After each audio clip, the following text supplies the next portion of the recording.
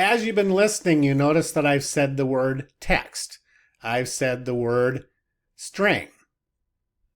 Well, in this case, we're inputting and outputting text to the file system.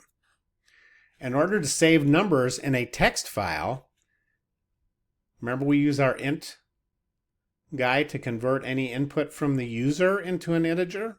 We can do the same thing with a file. We can read a line, we can convert it to an integer, and now we have it stored as an integer, and then we can do mathematical calculations. So if we open up, is it numbers? Yeah, numbers. We have 1, 25, 36. Okay. Well, text you can't add and subtract. However, we can add and subtract integers. So now we've read them. And it would be the same thing for writing. Oh, I got these backwards, didn't I? Yeah, I did. So it'd be the same thing for writing. You would take your input. We do int here just to make sure it isn't integer that they're typing in. And then the f string, what does it do to a variable? It formats it as a string. So now the numbers are being written as strings to the file. And we just did the part where we read them as a string, converted them to an integer, and then did calculations. Do you use text files a lot in Python? Not really. We use other methods of storing information usually, but they're a good way to learn about file handling and how file handling works. So, we have another tutorial. Here it is, file temperatures. So we have two files. We have a ctemps file. There's some temperatures.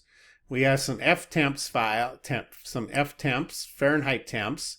We're going to read those in and do some calculations with them. Okay. So we're going to open two files at once. Well, yeah, we can do that. We can open up this guy. Comma means we're also going to open up this guy all at once. So that works. So we're going to use something called a list comprehension. Yeah, I know we haven't done much with list comprehensions yet, but it is a kind of a shortcut way to do things in Python. So it's kind of like a one-line for loop. So if you read it, you want to kind of read it from here. For each line in the file, we're going to take each line and strip off whatever's on the right side of it. So we're going to strip the spaces off of every line to make sure we don't have spaces, we just have numbers. So for every line in the file, we're going to strip off the spaces to the right, and we end up with just the number. Well, it's not really a number yet, is it? Now we're going to loop through each of those items in the ctemp file, in the ctemp variable, and then we're going to convert that temperature to float and then do our standard calculation to convert it to F temperature, which is temp. We're going to write that to the file. We're going to print it, and we're going to keep going until we are all out of temperatures.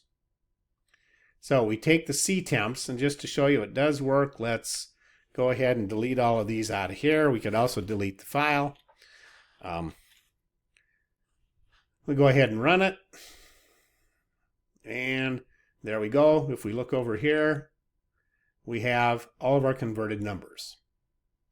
So you can process files pretty quickly with Python, converting, adding, subtracting, whatever else is that you need to know. All right, we're going to move on to JSON next.